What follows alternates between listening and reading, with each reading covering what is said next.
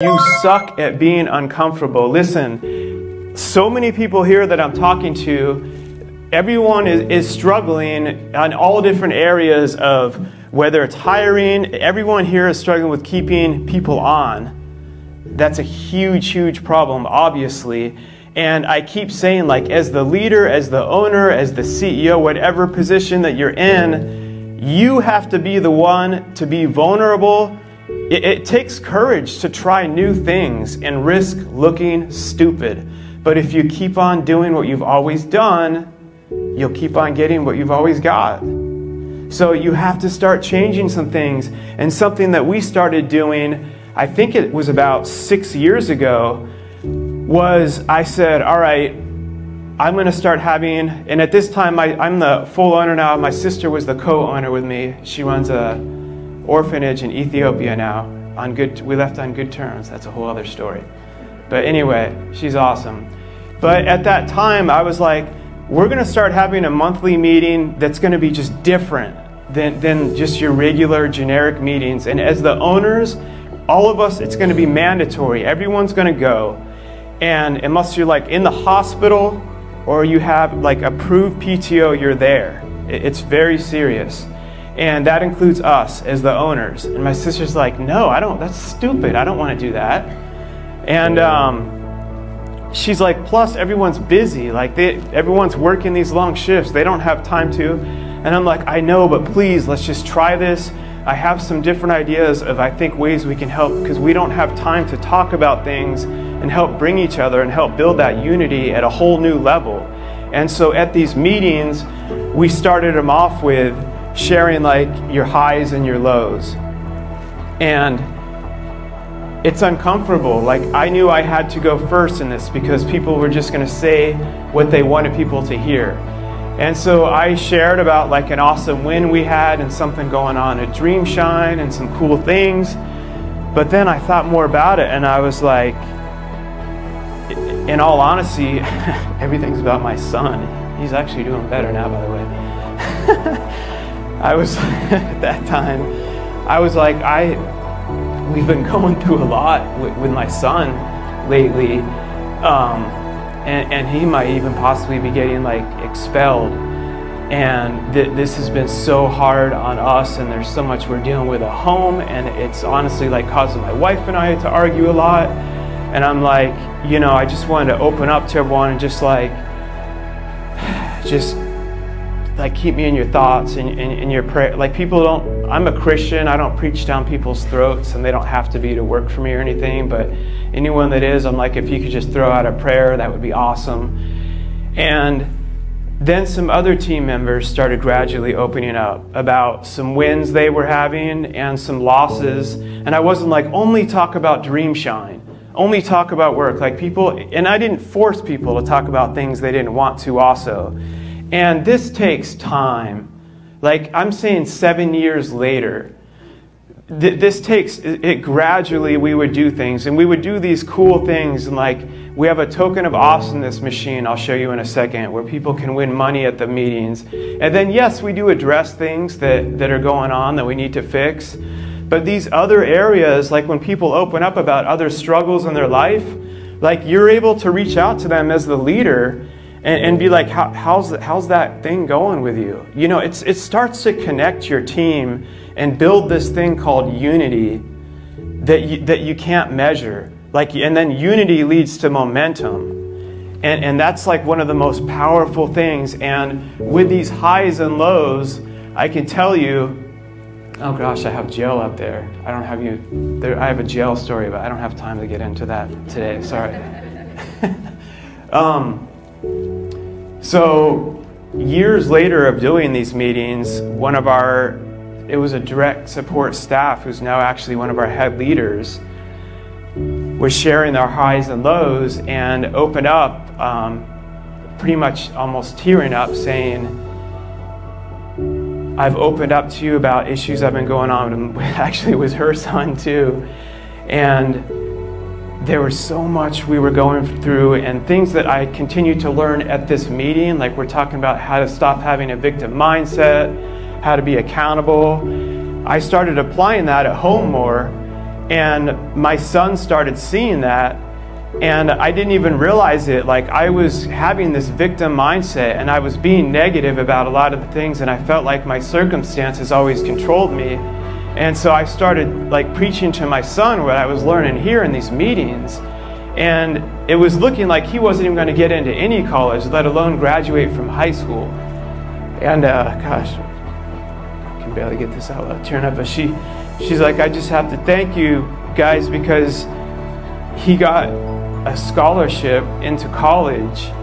From what I've been learning and what you guys have taught me, like, he started modeling that behavior. He didn't even think he was going to graduate. But here's the thing. Like 2 days before it was going to be a full ride scholarship, they found out that 50% of it wasn't going to be paid for. And she said, I started getting in, freaking out, getting into my victim mindset, being like, that's not fair. And he's like, Mom, stop. He's like, you taught me not to have that victim mindset, and like to look at the good things. And remember, like, I wasn't even going to graduate. Like, not only am I graduating, I'm getting into an amazing college, and 50% of it's being paid for. She's like, if I have to just get a part-time job and have a loan on some of that, like, this is amazing. And she was like, oh my gosh, you're right. And she's like, what I started learning from here and over the years of like these meetings, I started living that, and like the ripple effect of that not only has changed my life, it's like impacting my son's life. Like that's this type of stuff that's amazing, but you have to continue to be the one that goes first and just risk being vulnerable. It's uncomfortable for a minute, but it's worth it. It's so worth it. Another thing we have on WhatsApp, we have all of our team is on an all-group WhatsApp, and that was something else I started to. And so like every morning, I'll just send out like a motivational quote to everyone. And in my head, I was thinking, this is stupid. Everyone's going to think it's dumb. Why are you doing this? But I just started doing a good morning dream team. Another day, another opportunity to change lives. I'd find like a cool little quote and meme.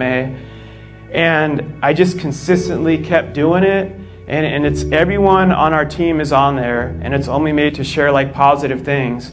Well, now even just this morning, like before this event, I got on there to post something, and it's such a part of our culture. There's already like 20 other posts, and you don't see that in a lot of other companies at like 6:30, 7 in the morning, people starting their day off, like sending each other positive things, like pumping each other up. These little things. And I'm not saying to do this, I'm just saying you take back ideas and do what's going to work for you. But these things don't cost a lot of money. And whether you meet, you know, even monthly or weekly or however it may be, like just start doing something different than what you're doing now. This is the Token of Awesomeness machine we have. And I got it from Amazon for like 20 bucks.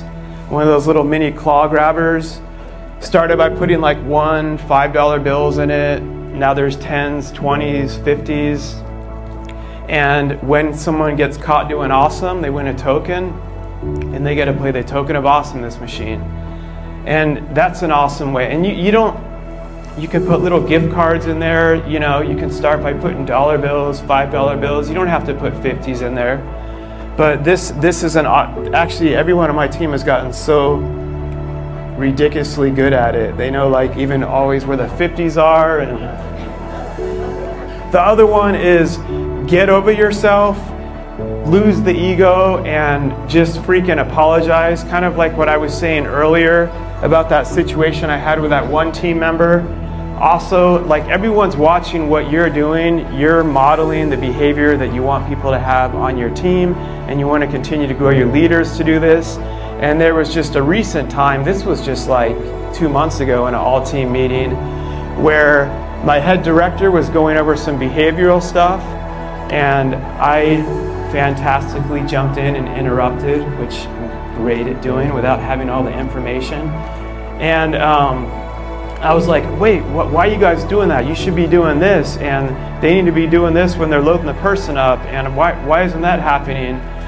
And she was respectful, and we finished the meeting off, but I have my weekly meeting with each of my head leaders, and during that meeting, and this is the type of relationships you need to be able to build, is she just one-on-one told me like, hey Mark, like when you did that, not only were you wrong because you didn't have all the facts, but like it kind of hurt my feelings because you made it look like you didn't realize all the work that I had put in. And I was like, oh crap, I'm sorry, like you're 100% right.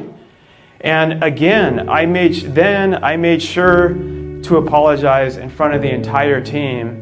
And she was like, well, you didn't have to do that. And I'm like, well, I know I don't have to, I want to. And all these things build the respect more too, because I cared and everyone was there and I was flat out wrong. And what you'll start to see happening is other people on your team will start modeling this behavior. Like just recently after that, we had someone else that messed up on all their documentation who's in charge of it. And she could have just met with her leader about it and they were working on it. But she publicly got on our all group WhatsApp that we have and said, hey, I know that something happened with the documentation and I could come up with a billion excuses of how I've had this and that, but overall it's on me. And I just want to let all of you know, I'm sorry, that's my job, that's my responsibility, and I'm going to do better for all of you. And I was just like, whoa, that's freaking awesome. I give her a token of awesomeness just for doing that. And in my head I was thinking, because I didn't ask her to do that, but because she saw me, like this becomes the new normal. And there's no like silver bullet like to kill the wearer. There's no one thing you're going to do that's going to elevate you, like never having problems with turnover again. It's like a combination of just doing a lot of these things differently, like differently than most places are doing it. I stepped out of our field. I have a podcast, so I've had the honor of having like different Fortune 500 owners of companies, like even not in our field. If anyone's ever heard of Dave Ramsey, who has like 900 team members, I've gotten to know him over the years, got to work with him and his team. And a lot of this leadership stuff they're doing within, so they have 900 employees. And they're doing this same stuff. And they go with the same struggles that we have, and they do it differently. I've seen it with construction companies. And like this started changing the game with all of it. Like a lot of these companies are winning the right way. And it's amazing to see it because people think of like the owners as like the Mr. Burns type from The Simpsons or whatever. And it's not like that. You can change it. Another one is stop giving everyone a freaking trophy like the annual raises. Like I get it, like people have policies and stuff, but it doesn't help with the unity when you're working your butt off and everyone gets the annual raise when the person next to you is doing nothing and not showing up. And so like an equation that we do factor time into how we calculate raises. This is what we use. We do factor time into the equation on how we're doing raises, but we also factor in performance and also attitude. So we have some people that have been with us for less time that are making more money than other team members that have been with us longer amounts of time. Now, do you think that makes the unity worse or better? It makes it better. And the people that can't stand that and get angry about that, they can leave, because guess what? I call it like the whole eagles and chickens. Like eagles soar with other eagles, and chickens just stay down, they're pecking at everything, and they can't even reach the eagles up there. And if you continue to keep allowing chickens onto your team, then all the eagles start leaving. But eagles start attracting other eagles, and that's like not only the key to unity, but the key to that retention. And they can even leave on amazing terms. They're going to say amazing things about you and refer other people to want to come work for you.